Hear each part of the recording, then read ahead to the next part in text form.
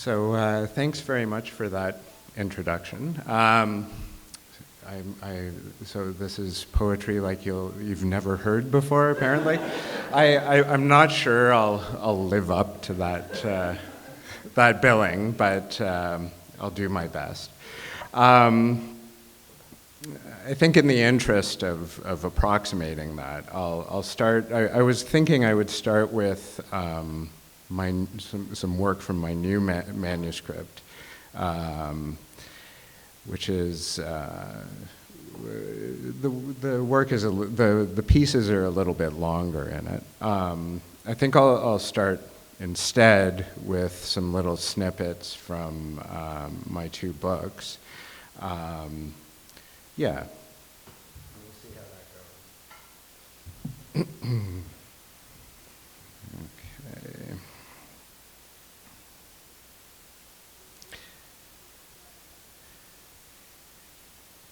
Winter. Knowing he's dead, Glenn Gould plays Schoenberg. Knowing he's dead, Glenn Gould plays Schoenberg.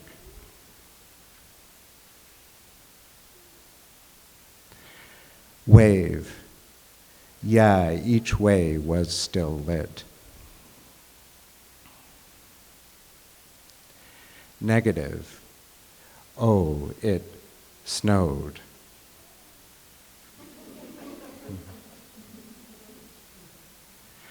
Found.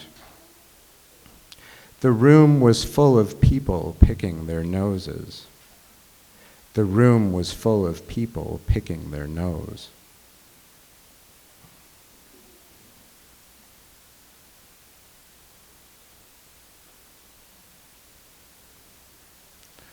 Lines. No one saw our narrow vision move across. Value. What if it's consonant? Equals. Aha, ah ha ha.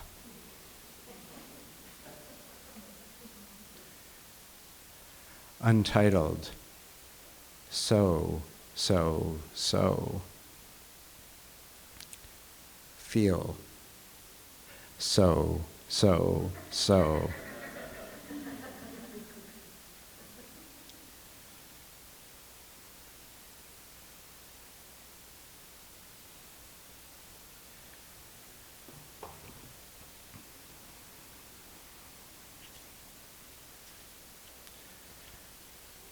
This is called nature.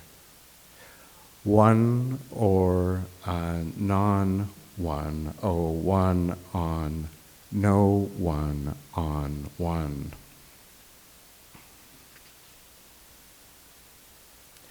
Edge, 99, 100.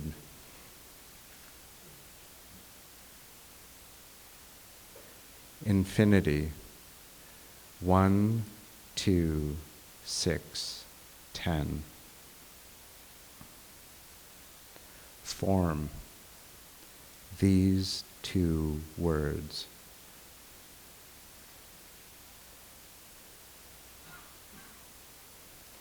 A bird sings, a letter hangs in the balance. Square. Which is.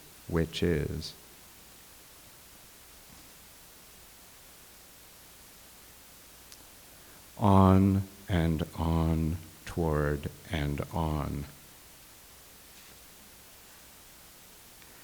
And this and. And this end.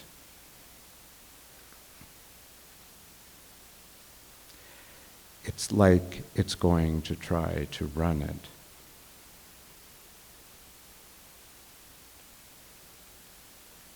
One, 2. One wall, one floor.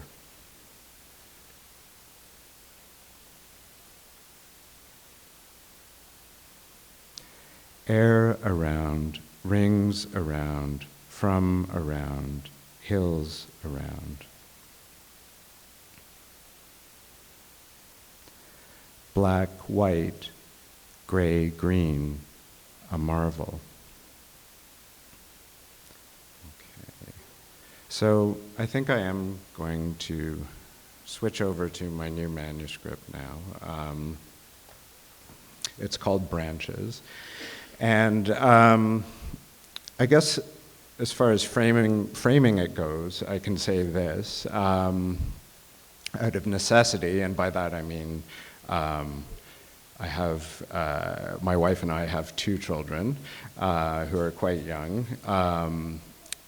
I'm writing now from 4:30 a.m. until 6:30, and I write in the same chair, looking out the same window, out of which I can see branches of trees and shrubs and so forth. So this is, the pieces are for the most part untitled. Some of them do have titles, but for the most part they're untitled. So I'll pause between them so you can tell where one ends and the next begins. A branch like a line, like a branch.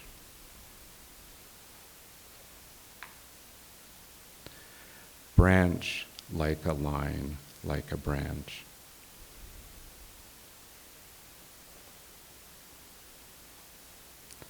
A blur, the bark, a berm.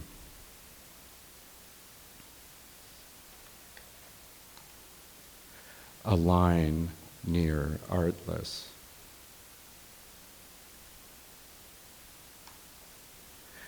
Then the hand moves over in front. The then moved stills and shades and pinions. Some ends are withdrawn. You can't see the forest for the trees. You can't see the trees without the hand.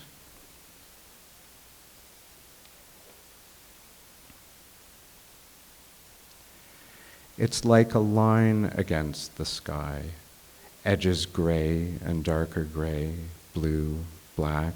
It starts out from the margin. Its compass impossible to define. It's cold outside where the line is.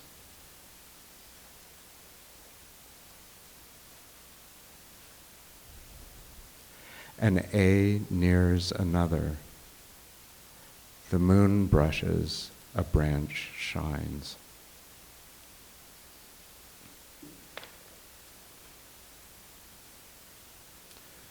The word world, a wood door. Here in the gaps, small white glimpses.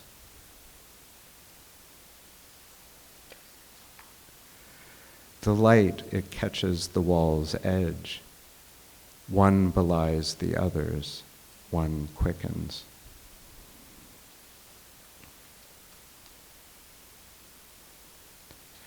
Here and there are faint edges to perceive. One is a continuity that nearly reaches its frame.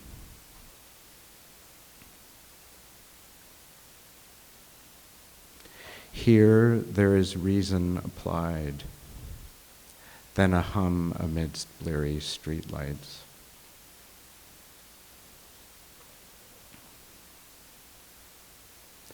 If it is these things, the shape that suggests a line that traces the mind's current weave settles here. A water glass, a new glint of light as the morning sun moves on.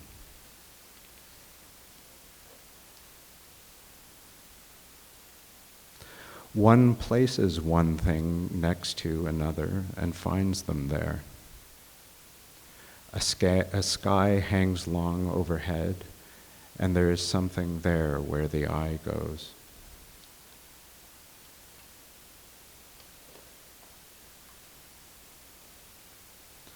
to draw something out there where the attention feathers. One thing stands in front of another one, curls its fronds behind.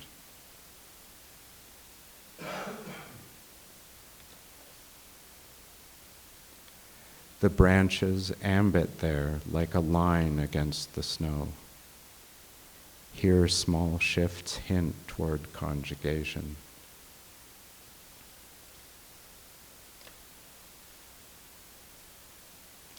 There are leaves there, and the sun is pale and distant.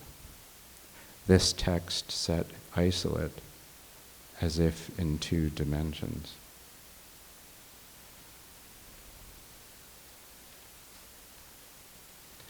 It holds itself, and there I find it. It is a hum as it is a line. Here is a dark body to help me see. A leaf catches the light, shines.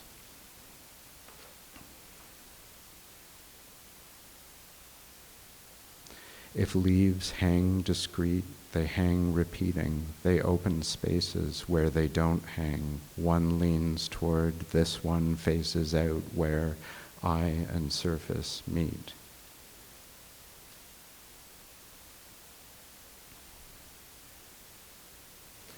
A patterned layer of matter or letters lies across the glass there where the light glints and shines.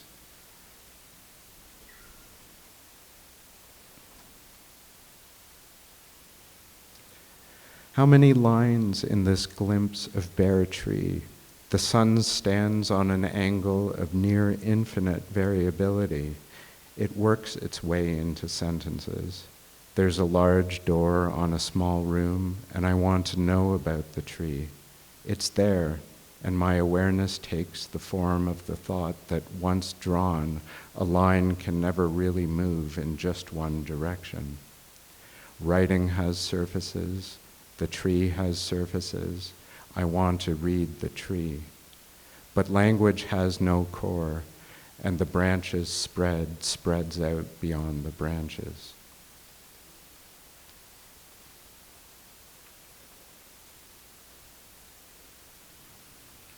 A hush after softer sounds like a rounded corner.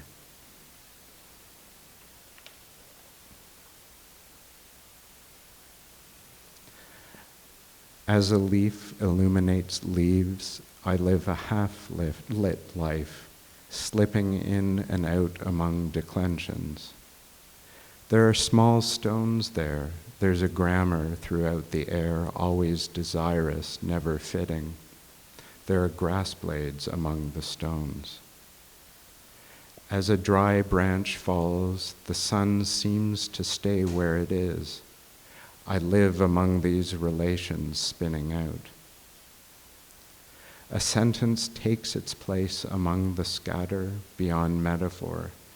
Its particular body helps me settle. Its shapes and associations jar.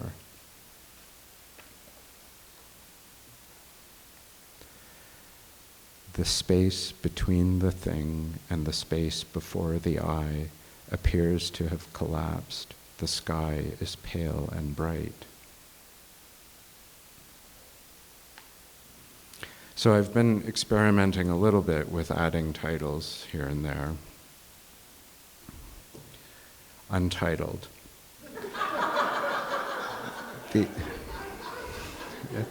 It's important.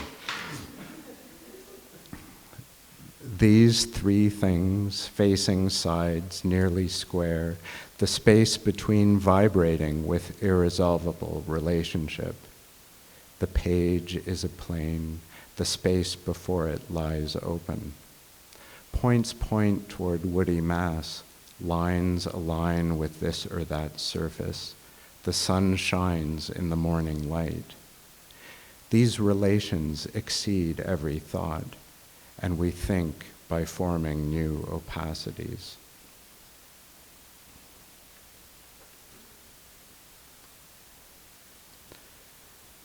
A mark, we think, might illuminate a shape in the sun's alien light. opaque to the point of blind touch. There is a tree there. It is still where the air brushes it, standing as a pronoun occupies its space. I am thinking about it. It takes the form it takes. It is in the wind blowing.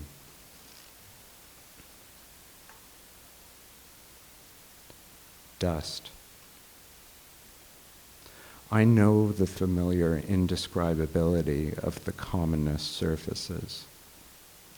Porous soil and dirt, dusty light streaming off painted wood and plastic. The hand gets closer than the mind. The mind gets this, but still it feels the need to understand and trace its understanding. It wants to be in the world. It wants to strike some impossible balance. Its lens is very thin.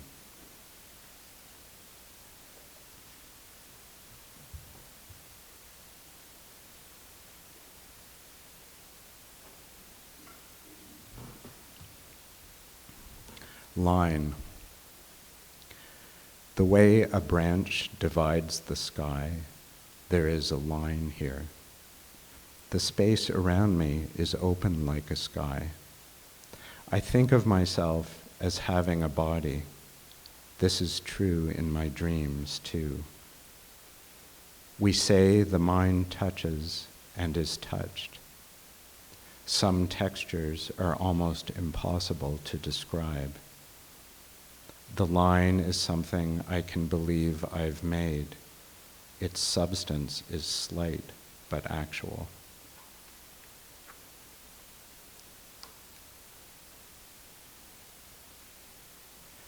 There's an edge there where the space before the word appears, where sense impression gives on to sequence. There are bodies out there before my eyes, two small ellipses.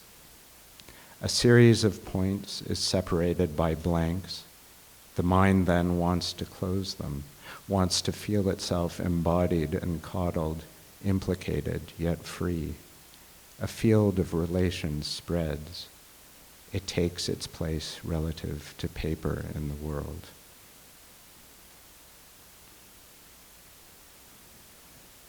Artifact. A pale blue glow with another overlaid, one infinitesimally closer. To see is to move within this delay. To think is to trace the edges while moving.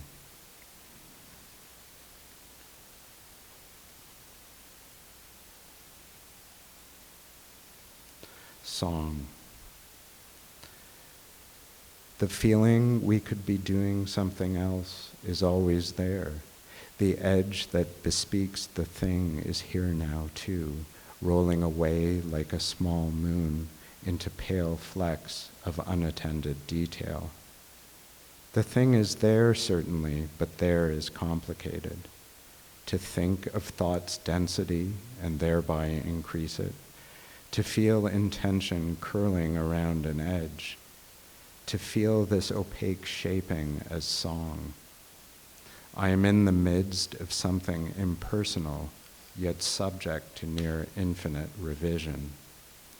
There are cusps, transitions really, that suggest beginnings. There are smooth surfaces, it seems, one can only buy.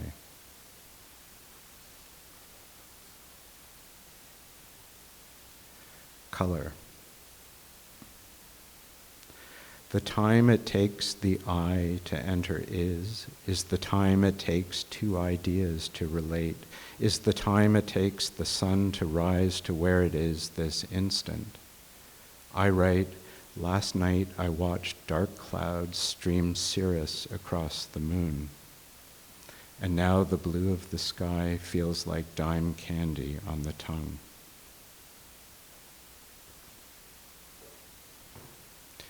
Nocturne. And this was written in the morning. It's night knocks like a wood block, its whirls reaching down to the body, The sky holds with a low tone. The poem carves a hollow there. Its ember pulses softly. It is listening. From color comes form, perhaps, but the color becomes incidental when the eye seeks tangents against its curve. The night draws itself back and spreads out, its depth both infinite and immediate.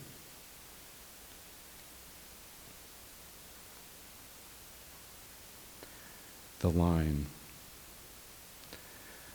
I live in the line is alone. It is a thin condensation of its own timbre. It is a thing in space, or a break with space, and the beginning of endless association. I love the line, its span and its breadth, its color, its texture, and its tension. And so I live in the world as if it too has these qualities, and as if it, and therefore they, can be described. Here there is a single vector enacted by looking. Here is an enunciation to direct the attention and perhaps define. I want access to opacity and simultaneously to preserve it. I watch as my hand takes its place among the things of the world.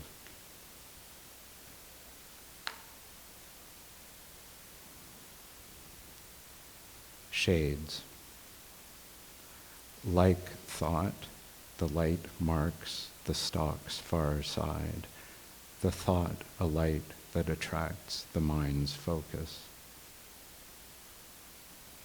Two rods cross to form a T. Call them lines, if you will. They don't care. Their only secrets are in being seen. And this is a final one called Wake. And it's about the Gardner Expressway, or the sound of it anyway. Always already humming, the morning comes in through a fine vinyl screen. Still running, it sounds the negative and draws the atmosphere's circumference while shining wings catch the light. It's pulsing, ringing the material edge, offering itself as cool transport to the offices of the day. Hum, I am alone, and still above the horizon and underneath the overhang, there is this gray band of nothing. It glows dull electric, appearing. It demands emendation, and I obey. And that's it. Thanks very much.